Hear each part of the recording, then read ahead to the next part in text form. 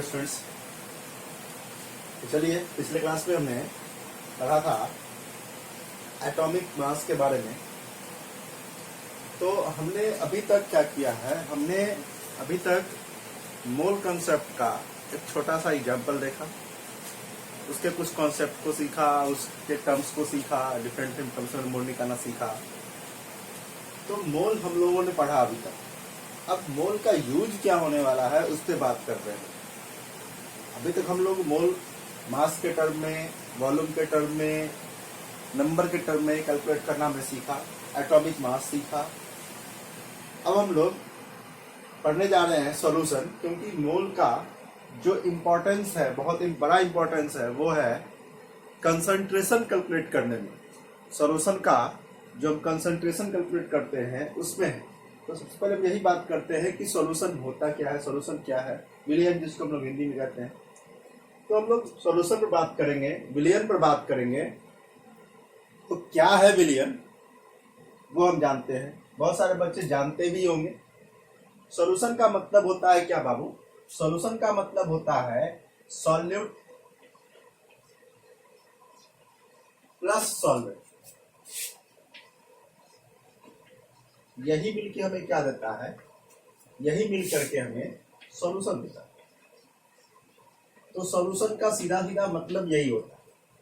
याद कीजिए, हम लोग बेसिक जब केमिस्ट्री क्लास कर रहे थे तो हमने बताया था आपको मिक्सर के बारे में कि there are two types of mixers, one of them is homogeneous mixer and other one is heterogeneous mixer. तो जो होमोजेनियस मिक्सर होता था उसे ही हम लोग क्या नाम देते थे, सॉल्यूशन। तो यहाँ पर भी हम सॉल्यूशन डिफाइन कर सकते हैं। अगर हमको डेफिनेशन लिखना हो सॉल्यूशन कैसे लिखेंगे the mixture, the homogeneous mixture. कौन सा मिक्सचर? तो होमोजेनियस मिक्सचर कहते हैं। The homogeneous mixture of two और more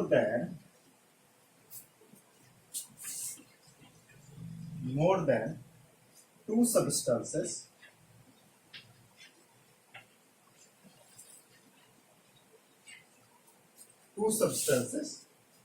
is known as solution।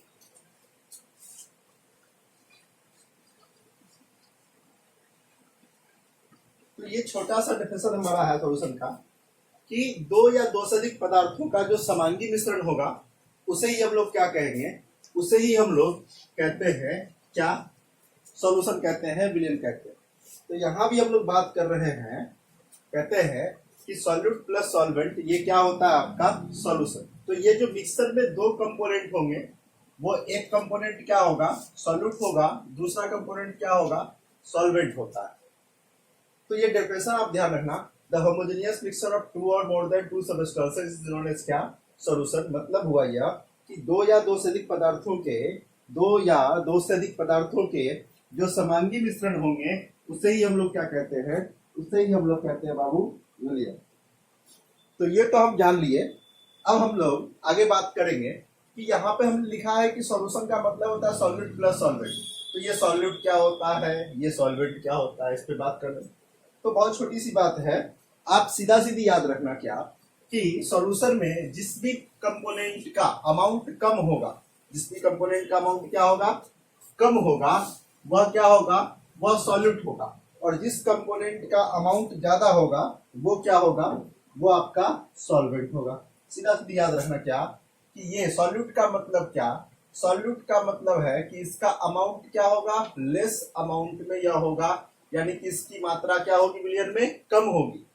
और सॉल्वेंट क्या क्या मतलब कि सॉल्वेंट होगा आपका मोर अमाउंट में होगा, इसकी मात्रा क्या होगी, इसकी मात्रा ज्यादा होगी, या लेस अमाउंट में होगा, लार्ज अमाउंट में होगा। तो अगर ये दो बातें हैं जिसमें क्या होगा, एक होगा कम और एक क्या होगा, ज्यादा। तो जिसका अमाउंट ज्यादा होगा वो सॉल्वेंट यानी कि विलायक कहलाएगा, और जिसका अमाउंट कम होगा वो क्या होगा, सॉल्यूट यानी कि विलय कहलाएगा। तो यही बात आप इसको ध्यान रखेंगे। सॉल्यूट अगर आपसे पूछा जाए कि बाबू सॉल्यूट किसको कहेंगे, तो कहेंगे कि जिसका अमाउंट, जिसकी मात्रा विलियन में क्या हो, कम हो, सॉल्यूट। जिसकी मात्रा विलियन में क्या हो, सॉल्वेंट। ज्यादा होगी सॉल्वेंट, और दोनों को मिला देंगे क्या बनेगा हमारा सॉल्यूशन। तो ये बातें आप ध्यान रखना। एक बात और ध्यान रखना, कहते हैं, क्या कहते हैं कि water is a universal solvent. Water is a universal solvent. Water क्या होता है, एक यूनिवर्सल सॉल्वेंट होता है। तो आप इससे ध्यान रखेंगे। यूनिवर्सल सॉल्वेंट का मतलब हो गया कि अगर किसी सॉल्यूशन में वाटर प्रेजेंट है तो वो वाटर हमेशा किसका काम करेगा, वह हमेशा सॉल्वेंट का काम करेगा, विलायक का काम करेगा। ध्यान रखना है, क्या बात बोले कि अगर किसी सॉल्यूशन में क्या है, वाटर प्रेजेंट है, तो उस वाटर का क्या काम होगा, वो वाटर किस रूप में काम करेगा, यह जो वाटर होगा, यह जो जल होगा, हमेशा विलायक के रूप में काम करेगा, सॉल्वेंट के रूप में काम करेगा। तो इसलिए ये बातें आप ध्यान रखना। अब हम लोग इसी में जानने वाले हैं कि कंसंट्रेशन ऑफ सॉल्यूशन, हम कैसे कंसंट्रेशन ऑफ सॉल्यूशन निकाल सकते हैं। तो यही कंसंट्रेशन ऑफ सॉल्यूशन कैलकुलेट करने के लिए हम लोग क्या करते हैं, हम लोग मोल को सबसे पहले पढ़ते हैं कि बिना मोल का आप वो कैलकुलेट नहीं कर पाते हो, क्योंकि कंसंट्रेशन का मतलब ही होता है कि number of moles of solute पर लीटर वॉल्यूम ऑफ सॉल्यूशन। वही क्या होता है आपका generally.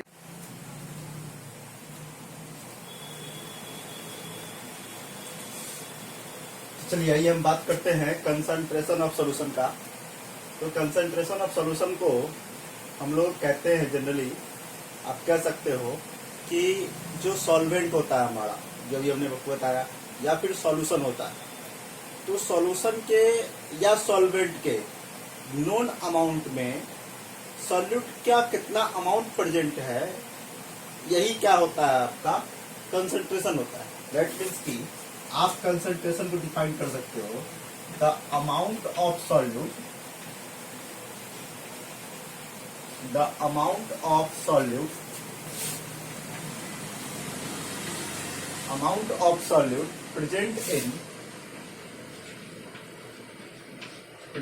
in known amount of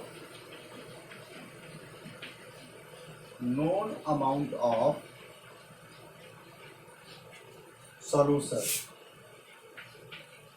or solvent, solution और तो ये आप ध्यान रखेंगे कि कंसंट्रेशन क्या होता है सॉल्यूशन का। कहते हैं the amount of solute present in known amount of solution और सॉल्वेंट इज नोन एज या called as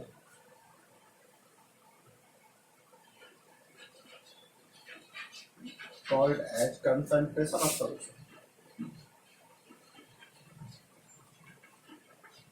concentration of solution, तो यही आपका होता है कंसंट्रेशन, यानी कि सांद्रता की परिभाषा।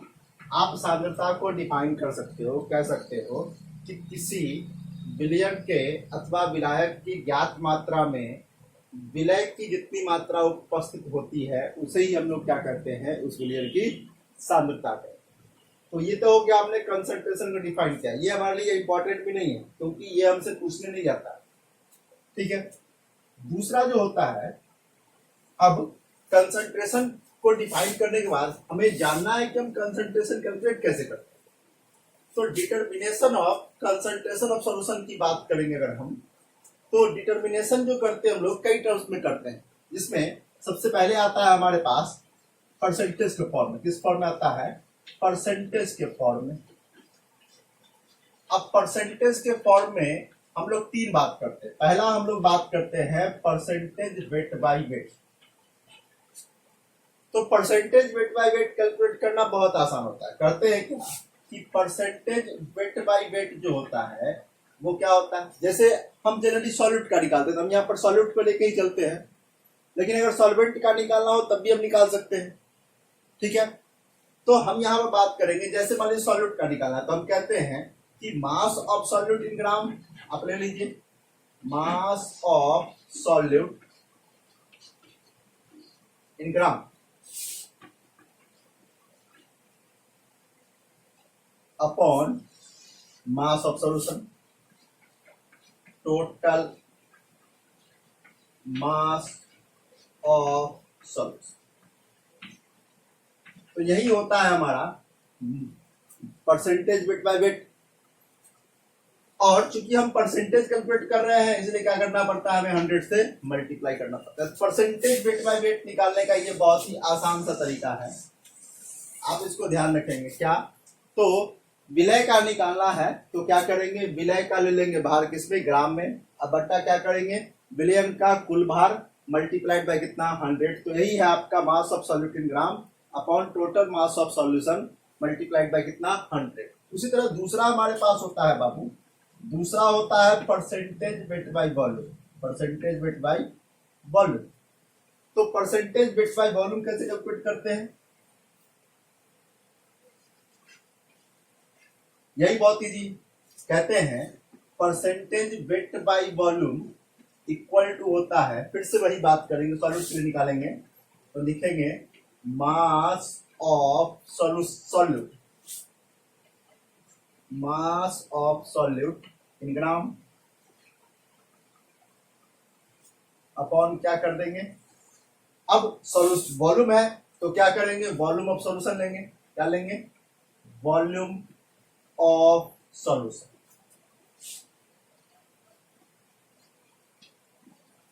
अब मल्टीप्लाई बाय कितना कर देंगे, 100। तो ये हमारे लिए हो जाएगा परसेंटेज बिट बाय वॉल्यूम।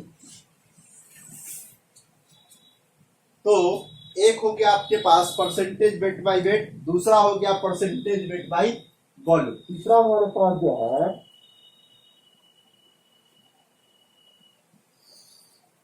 बहुत गर्मी, तीसरा जो है हमारे पास वो क्या है, परसेंटेज वॉल्यूम बाय वॉल्यूम। आइए हम तीसरा भी देख लेते हैं।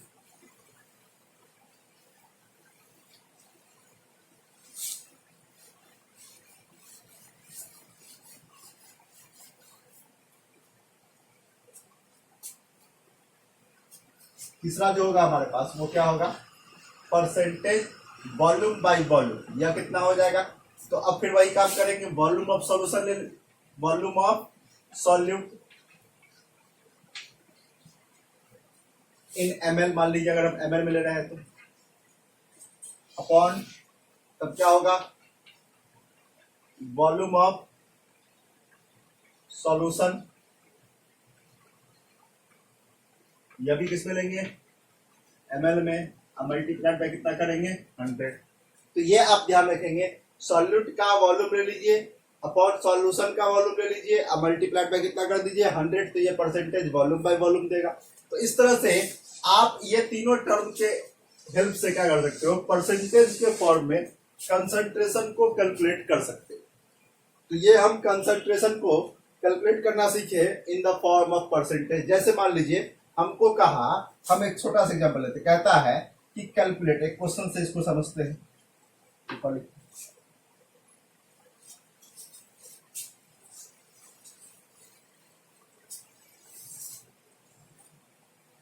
एक क्वेश्चन समझते हैं, कहता है मान लीजिए कैलकुलेट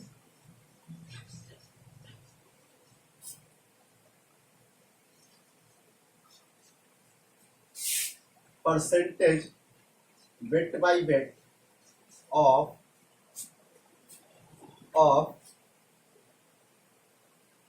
सोडियम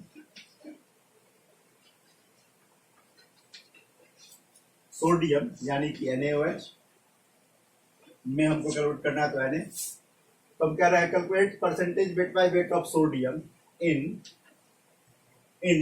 NaOH।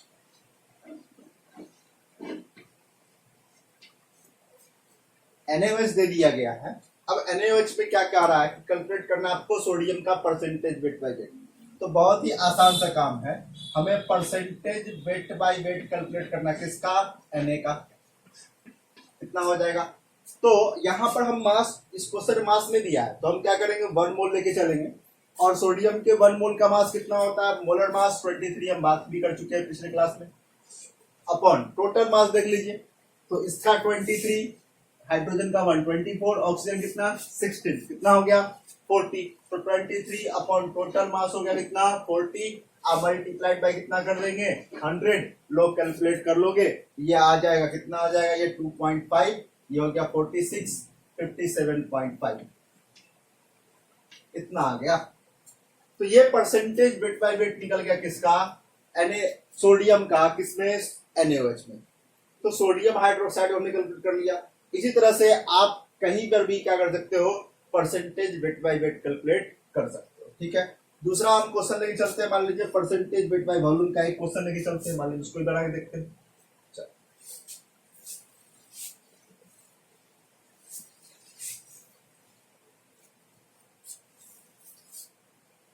कहता है क्वेश्चन में, if 200 gram of sugar present in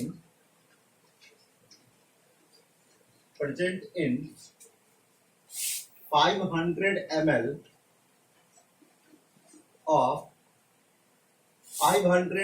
of solution, then calculate percentage weight by volume of solution।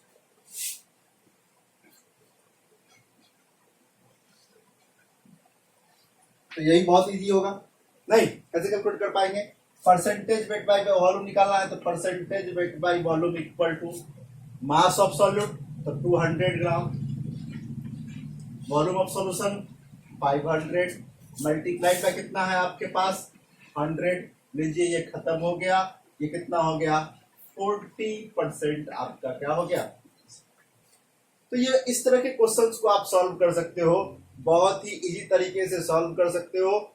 आइए हम फिर आगे बात करते हैं। तो ये था आपका परसेंटेज के टर्म में आपने क्या किया, कैलकुलेट करना सीखा, क्या, कंसंट्रेशन टर्म्स को। आइए अब हम लोग दूसरा टर्म पढ़ते हैं जो बहुत इंपॉर्टेंट है, वो है मोलारिटी यानी कि मोलरता। क्या पढ़ेंगे हम लोग, मोलारिटी यानी कि हम लोग बात करेंगे मोलरता की। किसकी बात करेंगे, मोलरता की। चलिए आइए बात करते हैं। दूसरा जो टर्म हमारे पास है वो क्या है, मोलैरिटी, मोलरता की बात करते हैं। डिफाइन करते हैं इसको कैसे, बहुत ही आसानी से इसको डिफाइन करते, कहते हैं कि number of moles of solute, number of moles of solute present in per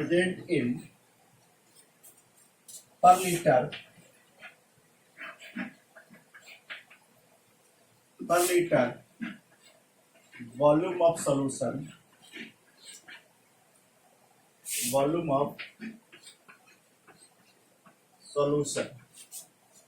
is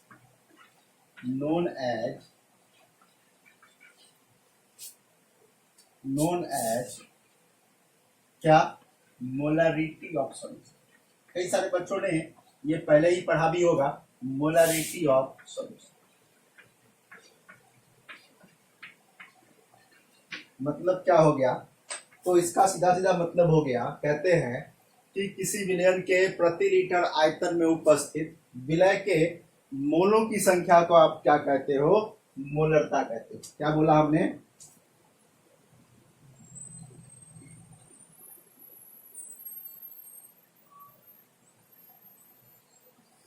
तो हमने कहा कि किसी विलयन के प्रति लीटर आयतन में उपस्थित विलय के मोलों की संख्या का आप क्या कहोगे, उसकी मोलरता। Number of moles of solute present in per litre volume of solution is known as क्या, मोलरिटी ऑफ सॉल्यूशन।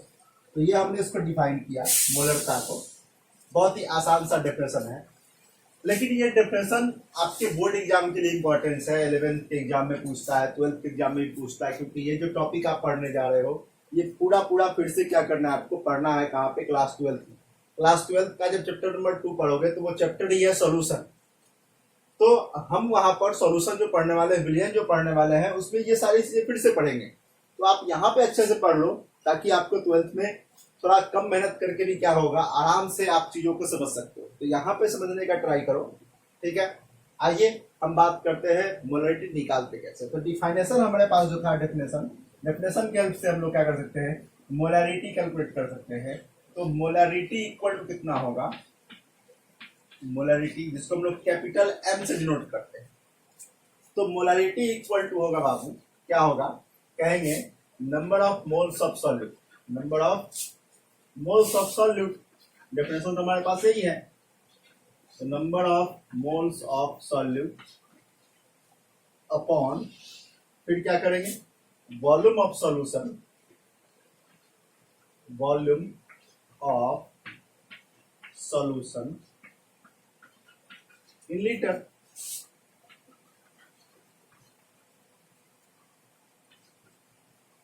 यही मेरे पास आता है, मोलरिटी का फॉर्मूला बनता है। यहाँ पे आप number of moles of solute को एन से डिनोट करोगे और वॉल्यूम को किससे डिनोट करोगे, वी से। तो मेरे पास एक फॉर्मूला बनेगा, m इक्वल टू क्या होगा सर, तो moles of solute upon volume of solution इन किसमें, लीटर में बात करें। यही मोलरिटी निकालने का फॉर्मूला है। अब मोलरिटी निकालने के बाद हम लोग क्या करेंगे, हम लोग ये फॉर्मूला लगाने के बाद हम लोग कुछ और भी चीजें जानते हैं। कहते हैं कि मोलरिटी जो होता है आपका, वो टेम्परेचर डिपेंडेंट होता है। मतलब टेम्परेचर अगर बदलेगा तो मोलरिटी का वैल्यू भी क्या होगा, चेंज हो जाएगा। अब ये आप कैसे कहोगे, तो सिंपल सी बात सोचो कि मान लीजिए हम क्या करते हैं, वाटर ले लेते हैं। वाटर में हम क्या करते हैं, चीनी मान लीजिए हमने क्या किया, डिजोल्व कर दिया, या फिर मान लीजिए टेबल सॉल्ट जो हमारे पास नमक होता है उसको डिजोल्व कर दिया हमने, उसमें घुला दिया, मिला दिया। अब आप उसको क्या करोगे, हीट करोगे। हीट करोगे तो होगा ये कि धीरे धीरे पानी का जो वॉल्यूम है, वाटर का जो वॉल्यूम है, आयतन है, वो धीरे धीरे क्या होगा, कम होते चला जाएगा, क्योंकि उसका वेपोरेशन शुरू हो जाएगा, वाष्पीकरण शुरू हो जाएगा। नहीं, टेम्परेचर बढ़ेगा, धीरे धीरे 100 डिग्री सेल्सियस से ऊपर पहुंचेगा, तो धीरे धीरे क्या होगा, उसका वॉल्यूम शॉर्ट कर जाएगा, कम हो जाएगा। तो वॉल्यूम शॉर्ट हो जाएगा, वॉल्यूम कम हो जाएगा, इसका मतलब है कि मोलरिटी पर भी कोई ना कोई इफेक्ट पड़ेगा। वो इफेक्ट क्या पड़ेगा, अभी समझ में भी आ रहा होगा आप लोगों को कि सर अगर इसका वॉल्यूम कम होगा तो इसका वॉल्यूम बढ़ेगा, तो इसका वैल्यू बढ़ेगा। नहीं, अगर वॉल्यूम का वैल्यू कम होता है तो इसका वैल्यू बढ़ जाएगा। नहीं, और अगर इसका वैल्यू ज्यादा होता है तो इसका वैल्यू क्या हो जाएगा, कम हो जाएगा। तो आप सीधा सीधी याद रखना कि आप टेम्परेचर बढ़ाते हो तो वॉल्यूम घटता है, और वॉल्यूम घटेगा तो मोलरिटी क्या हो जाएगा, बढ़ जाएगा। बोलो, ध्यान रहेगा, क्या बोला आपने, अगर आप टेम्परेचर बढ़ाओगे तो वॉल्यूम घटेगा, नहीं, और वॉल्यूम घटता है अगर, तो मोलरिटी क्या होगा, बढ़ जाएगा, इंक्रीज कर जाएगा। तो आप एक चीज ध्यान रखना यहाँ पे, क्या कि चलो लिख ही देते हैं,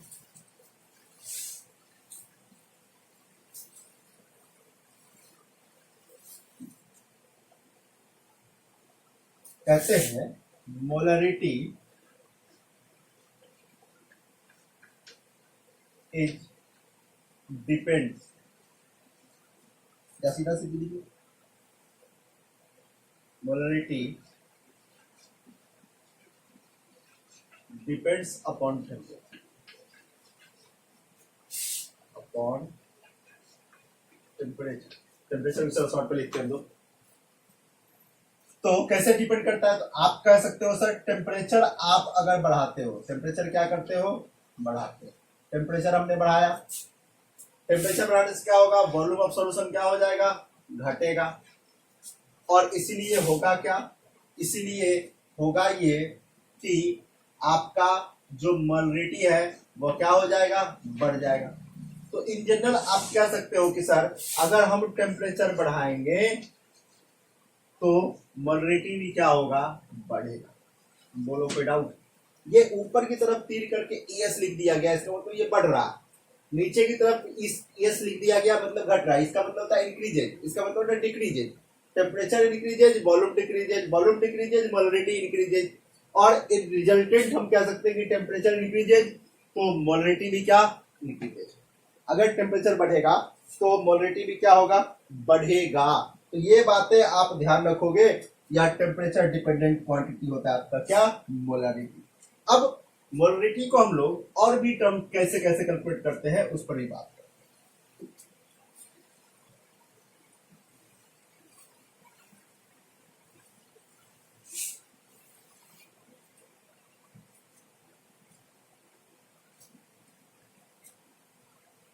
अब जैसे हम लोग दूसरा केस पढ़ते हैं, कई सारा केस, जब केस बाय केस हम लोग बात करते हैं, केस बाय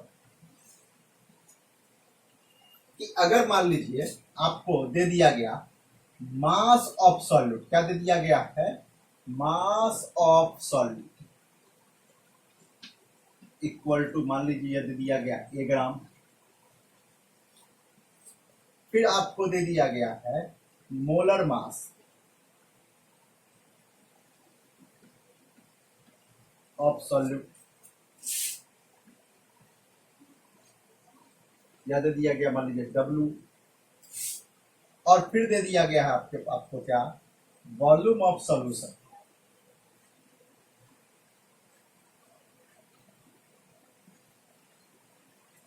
यह है V। तब आप मोलरिटी कैसे निकालोगे, सोचो। तब भी हमें मोलरिटी कैलकुलेट करना है, तो हम कैलकुलेट कर सकते हैं। कैसे, तो बहुत ही आसानी से। देन तब होगा क्या, मोलरिटी इक्वल टू, सोचो तो क्या है मोलरिटी, क्या है, मोल्स ऑफ सॉल्यूट, क्या है, मोल्स ऑफ सॉल्यूट। तो मोल्स कैसे होगा सॉल्यूट का, तो हमने पढ़ा ही है कि sir weight by molar mass, नहीं, गिवन वेट बाई क्या करते हैं हम लोग, मोलर मास करते हैं। तो यहाँ पर विलय का भार दे दिया गया है, उसका आणविक भार दे दिया गया। तो हमने पढ़ा था, याद कीजिए, आपको याद होगा कि सर मोल्स इक्वल टू होता है गिवन मास इन ग्राम अपॉन मोलर मास, नहीं। तो यहाँ पर हम चूंकि यहाँ पर m से डिनोट कर रहे हैं मोलरिटी को, इसलिए हमने यहाँ पर a और w कंसिडर किया, ठीक है। तो आप ध्यान रखेंगे कि given mass upon molar mass करते हैं तो क्या मिलता है, हमें मोल मिलता है। तो आप यहाँ पर भी कर लो, तो मोल आपको चाहिए, आपको क्या चाहिए, n/v, यही चाहिए ना। तो n के जगह पर हम क्या रख सकते हैं, a/w। तो a/w इंटू कितना हो जाएगा, वॉल्यूम। अगर यह लीटर में है तो कोई बात नहीं, तब तो मोलरिटी यही होगा। एक फॉर्मूला आपके पास ये बनेगा, नंबर 1। और दूसरा क्या होगा, अगर यह वॉल्यूम ml में होगा, अगर यह वॉल्यूम किस में होगा, ml में होगा, तो 1000 से डिवाइड करना पड़ेगा, जो ऊपर जाके मल्टीप्लाई हो जाएगा। तो 8000 divided by W into volume, अब किस में होगा, ml में। अब किस में होगा वॉल्यूम, ml में। तो ये दो फॉर्मूला आप कैलकुलेट का हेल्प ले सकते हो, अगर आपको ये कंडीशन दिया हुआ है तो ये पहला कंडीशन था मोलरिटी कैलकुलेट करने का, कि अगर मास दे दे तो हम क्या करेंगे। तो आपके पास दो फॉर्मूला यहाँ से आया, एक तो आया कि अगर वॉल्यूम लीटर में लेंगे तो ये बात होगा, ऊपर वाला फॉर्मूला आप लगा देना। और दूसरा क्या, अगर ml में होगा तो ये वाला बात करना है। तो ये दो फॉर्मूला और भी आपके लिए हुआ, जिसकी हेल्प से आप मोलरिटी कैलकुलेट कर सकते हो। गर्मी है आज।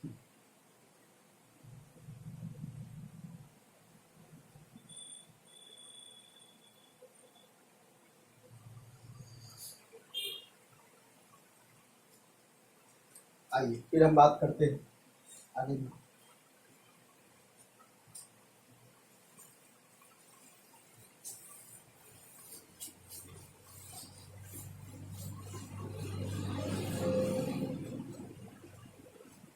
दूसरा क्या होगा, दूसरा अगर आपको मान लीजिए दे दिया गया परसेंटेज वेट बाय वॉल्यूम, क्या दे दिया गया, percentage weight by volume of solution, कितना दे दिया गया, मान लीजिए x दे दिया गया, और आपको मोलर मास दे दिया गया, मोलर मास ऑफ सॉल्यूट, या कितना दे दिया गया, W, कितना दे दिया गया, यह है आपके पास W। अब कैसे निकालोगे, तो फिर से वही बात, मोलरिटी तो होने वाला है सर मोल्स अपॉन वॉल्यूम,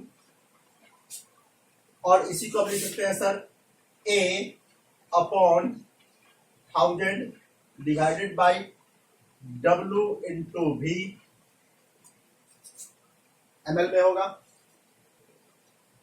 तो यहां पर आप देखो, थोड़ी देर पहले हमने बताया था परसेंटेज वेट बाय वॉल्यूम का क्या मतलब था sir, percentage weight by volume का मतलब क्या था, हिंट देखो, percentage weight by volume equal to mass of solute in gram, यही था मास ऑफ सॉल्यूट इन ग्राम। तो यहां पर हम मास मानते ए मान के चले तो मास of solute in gram upon volume of solution यानी कि वी, अब मल्टीप्लाइड बाय कितना लेंगे 100, यही ना।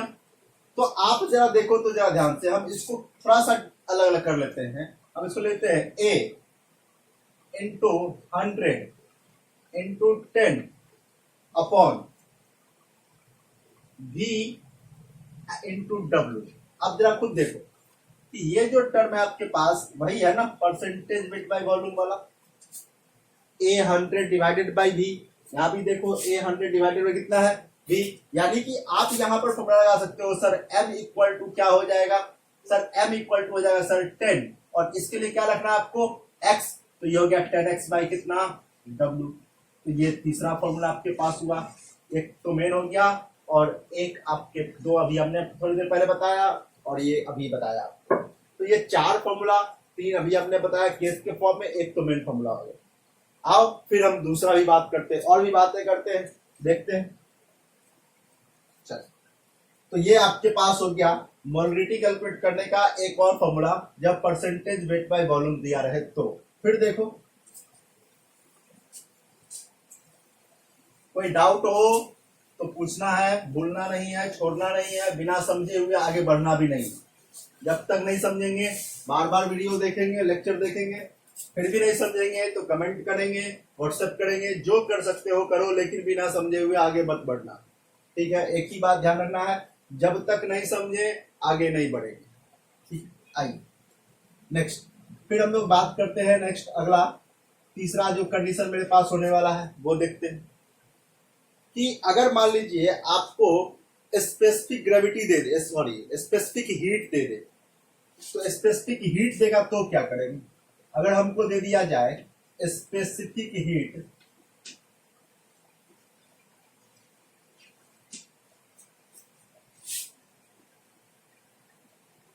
ऑफ सॉल्यूट, कितना दे दिया गया, मान लीजिए यह दे दिया गया आपको S, ठीक है। सपोज कर लीजिए कि वह स्पेसिफिक हीट कितना दे दिया गया SH दे दिया गया, कितना दे दिया गया SH दे दिया गया। फिर आपको दे दिया गया है mass of solute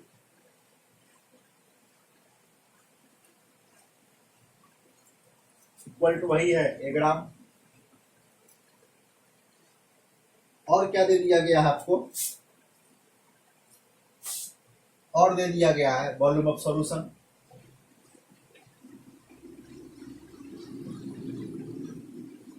equal to भी।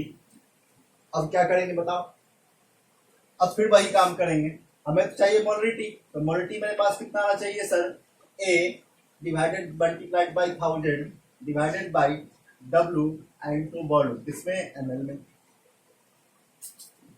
लेकिन यहां पर A तो दिया है, V भी दे दिया है, लेकिन W नहीं दिया। याद कीजिए पिछले लेक्चर में बताया था, एटॉमिक मास वाले लेक्चर में क्या बताया था आपने कि सर स्पेसिफिक हीट जो होता है एटॉमिक वेट इक्वल टू कितना होता है, एटॉमिक मास यानी कि W जहां पर हम इसको मान रहे हैं, तो W इक्वल टू हमने पढ़ा था कि सर ये होता है कितना 6.4 डिवाइडेड बाई स्पेसिफिक हीट। बोलो याद करो, बताया था कि नहीं। तो यहां भी आप ले सकते हो, हम यहां पर क्या कर सकते हैं स्पेसिफिक हीट के लिए कितना यूज कर सकते हैं, स्पेसिफिक हीट दिया हुआ है एटॉमिक मास के जगह पर तो कितना रख सकते हैं 6.4 डिवाइडेड बाई स्पेसिफिक हीट, तो कितना हो जाएगा ये हो जाएगा सर A, तो A की जगह पर तो A ही है 1000, और W जगह पर क्या रख दें 6.4 अपॉन क्या specific heat, upon specific heat आप मल्टीप्लाइड बाय कितना वॉल्यूम इन ml मान लीजिए। तो ये मेरे पास कितना आने वाला है, ये मेरे पास फिर से फॉर्मूला बन जाएगा मोलरिटी इक्वल टू कितना लिखेंगे हम, देखिए तो ये ऊपर चला जाएगा, ये हो जाएगा sir A into specific heat,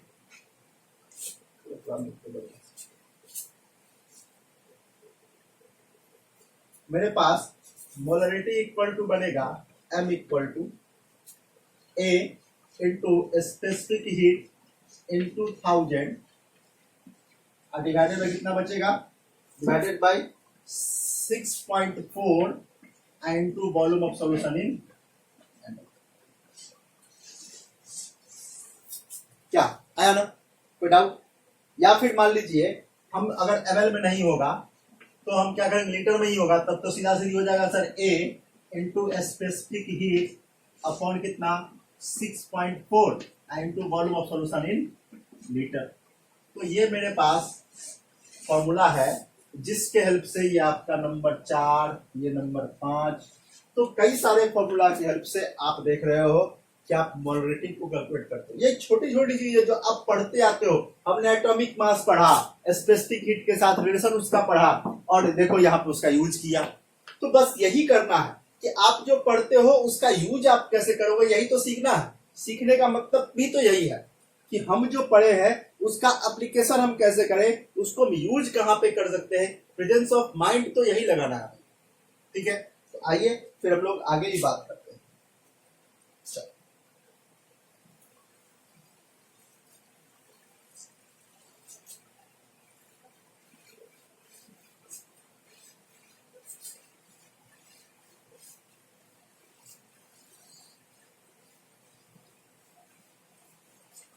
एक और बात करते हैं, नंबर 4।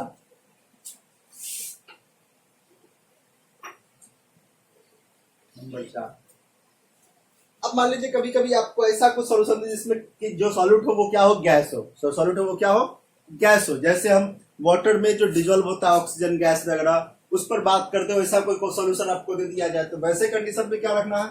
तो अगर वैसे कंडीशन में आपको दे दिया जाएगा, मान लीजिए कह दिया गया वेपर डेंसिटी, याद करना हमने पहले ही बताया, वेपर डेंसिटी से रिलेशन हमने बताया आपको पिछले लेक्चर में एटॉमिक मास का।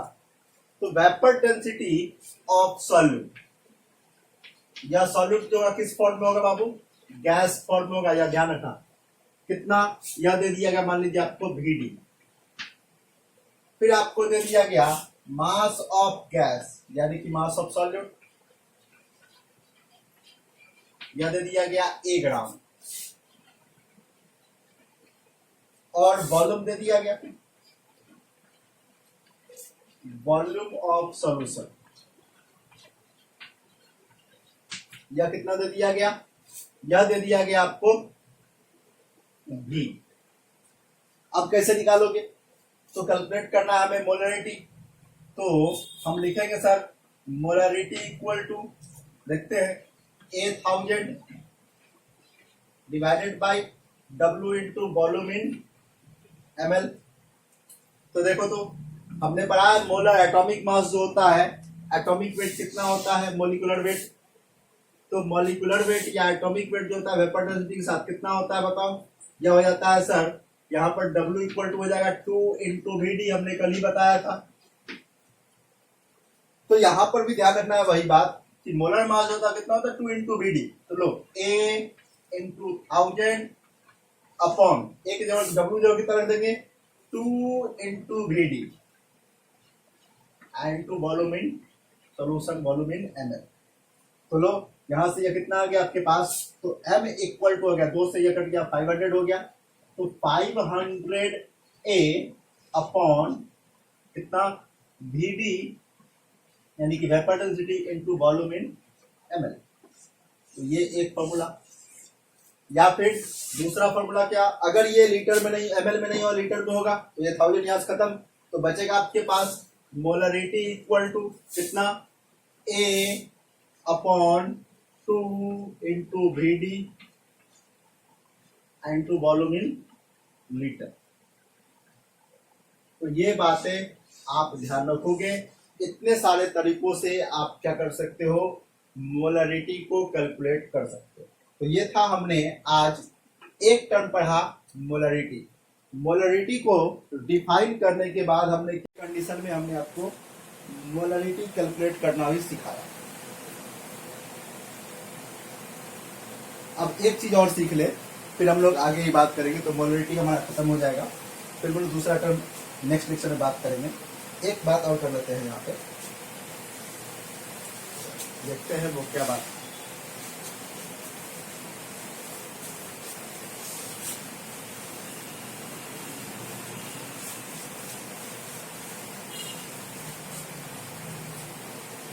वो बात ये है बाबू, मान लीजिए कि हम एक सॉल्यूशन लिए,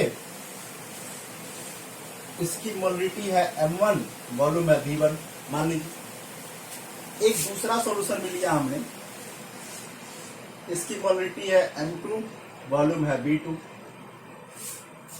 और हमने क्या किया, इस दोनों को ऐड कर दिया, मतलब इस सॉल्यूशन में इसको डाल दिया। तो दो हम डिफरेंट डिफरेंट सॉल्यूशन लिए और दोनों सॉल्यूशन क्या किया हमने, ऐड कर दिया। ऐड करने के बाद जो रिजल्टेंट सॉल्यूशन बचा, उसकी मोलरिटी कितनी है, मान लीजिए m3, और वॉल्यूम कितनी है, v3। ठीक है, मान लेते हैं इतना बात। तो यहां पर यह ध्यान रखना कि इफ अगर v1 प्लस v2 या कितना हो जाए, v3 हो जाए, तो आप एक फॉर्मूला लगाना। देन तो आप क्या करना, एक फॉर्मूला लगाना, क्या, m1 v1 plus m2 v2 equal कितना हो जाएगा, या हो जाएगा m3 v3। तो ये बात आप, एक बहुत इंपॉर्टेंट फॉर्मूला है, इस फॉर्मूला को आप ध्यान रखना, बहुत इंपॉर्टेंट VVM। लेकिन कंडीशन यह है कि हमने क्या किया, हमने एक सॉल्यूशन लिया, फिर उसमें एक दूसरा सॉल्यूशन डाल दिया। तो एक सॉल्यूशन का मोलरिटी जो था पहले वाले का, वो m1 था, वॉल्यूम उसका कितना था, v1 था। तो दूसरा सॉल्यूशन में लिया, उसका मोलरिटी m2 था, वॉल्यूम कितना था, v2 था। हमने क्या किया, दोनों को मिक्स किया, तो रिजल्टेंट सॉल्यूशन एक नया सॉल्यूशन बना। उस नए सॉल्यूशन का मोलरिटी था m3, वॉल्यूम कितना आया, v3 मान लीजिए। तो आपको यह ध्यान रखना है, ये देखना है कि v1 प्लस v2 अगर v3 के इक्वल हो गया, देन आप इस फॉर्मूला के हेल्प से क्या कर सकते हो, रिजल्टेंट सॉल्यूशन का मोलरिटी कैलकुलेट कर सकते हो। ठीक है, ध्यान रखना, रिजल्टेंट सॉल्यूशन का मोलरिटी कैलकुलेट करने का यह बहुत ही इंपॉर्टेंट फॉर्मूला है। इस फॉर्मूला के हेल्प से आप क्या कर सकते हो, जो भी आपके रिजल्टेंट सॉल्यूशन होंगे उसकी मोलरिटी को तो आप कैलकुलेट कर ही सकते हो। तो ये हमने इंटायर मोलरिटी की बात किया, आपको डिफाइन किया, हमने कहा number of moles of solute. अब सब कुछ हमने आपको बता दिया, डेफिनेशन बताया, फॉर्मूला बताया, कई सारी चीजें की। एक और चीज जान लो, यूनिट जान लो, मोलरिटी का यूनिट क्या होने वाला है। ये जो अभी हमने बताया आपको रिजल्टेंट सॉल्यूशन का मोलरिटी कैलकुलेट करने का, ये आप ध्यान रखना, क्योंकि इस फॉर्मूला की हेल्प से आप नीट, IIT, ठीक है, एम्स वगैरह के क्वेश्चंस को सॉल्व करते हो।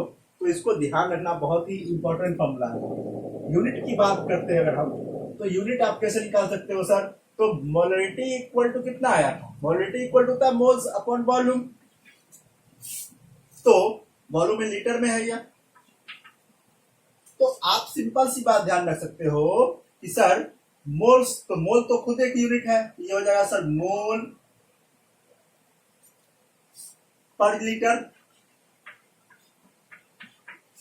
यानी कि हम इसको लिख सकते हैं सर मोल पर लीटर। तो मोलरिटी का यूनिट कितना हो गया आपके पास, कितना आएगा, मोल पर लीटर। कोई दिक्कत क्या, ये यूनिट आप ध्यान रखना, मोल पर लीटर में अगर आपको दे दिया गया सॉल्यूशन कंसंट्रेशन, तो समझ लेना कि वो क्या है, मोलरिटी। वो क्या है, मोलरिटी। चलो, तो ये हमने लगभग सारी बातें कर ली। हाँ, एक चीज और है, उसको भी देख ही लो, उसको तू छोड़ना, उसको भी देख लो।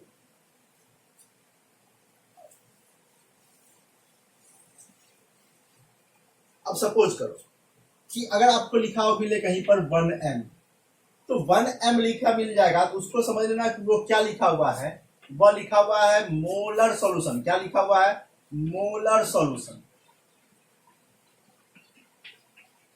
इसका मतलब है यह क्या होगा, मोलर सॉल्यूशन। मतलब अगर कहीं पर आपको मोलर सॉल्यूशन दे दिया गया, तो आप समझ लेना कि उसकी मोलरिटी कितनी है, 1 है। कितनी है, यहां पर मोलरिटी इक्वल टू हो जाएगा कितना, मोलरिटी इक्वल टू हो जाएगा बाबू 1। वहीं पर अगर कभी कभी क्या होगा 0.1m, तो इसको लिखा जाता है डेसीमोलर। क्या लिखा जाता है, डेसीमोलर सॉल्यूशन। तो अगर आपको लिखा मिल जाए कहीं पर डेसीमोलर सॉल्यूशन, तो आप समझ लेना कि मोलरिटी कितना है, 1/10, या m/10 भी लिखा हो सकता है, या 0.1m लिखा मिले, या फिर 1/10m लिखा मिले, या m/10 भी लिखा मिले, सब कुछ एक ही है। तो इसको पढ़ेंगे डेसीमोलर, इसका मतलब होगा मोलरिटी कितना 1/10 या 0.1। मतलब m से पहले जो भी आपके पास नंबर होंगे वो नंबर किसको इंडिकेट करता है, मोलरिटी को। और इसके डिफरेंट डिफरेंट नेम्स है, स्पेसिफिक नेम उसको ध्यान रखना है। जैसे लिखा हो 0.5m या 1/2m, 0.5 हो, 1/2 हो या 1/m/2 हो, सबका एक ही मतलब है। इसको पढ़ेंगे हम लोग सेमी मोलर। क्या पढ़ते हैं हम लोग, सेमी मोलर। ये हम इसलिए बता रहे हैं क्योंकि कई सारे क्वेश्चन में आपको ये टर्म्स लिख देता है, तो वहां पर स्टूडेंट कंफ्यूज जाता है कि इसका मतलब क्या हो गया। तो इसका मतलब हो गया सर कि मोलरिटी कितना होगा 1/2, कितनी होगी मोलरिटी 1/2। फिर आपको लिखा मिल सकता है 1/100m, या इसी को हम लोग पढ़ते हैं, क्या पढ़ते हैं, सेंटीमोलर। क्या पढ़ते हैं, सेंटीमोलर सॉल्यूशन, सेंटीमोलर सॉल्यूशन। तो सेंटीमोलर सॉल्यूशन का मतलब हो गया कि मोलरिटी कितना होगा इसका 1/100। तो ये टर्म्स भी आप ध्यान रखना मोलरिटी के रिगार्डिंग, ठीक है। चलिए आज का एक टॉपिक हमने पढ़ा, सॉल्यूशन के कंसंट्रेशन को सीखा, फिर हमने परसेंटेज के फॉर्म में सीखा, फिर हमने मोलरिटी को सीखा। तो इन सारी चीजों को सीखने के बाद आज का लेक्चर हम यहीं पर ड्रॉप करते हैं, फिर अगले लेक्चर में हम लोग उससे आगे की चीजें सीखेंगे, ठीक है। Okay, thank you.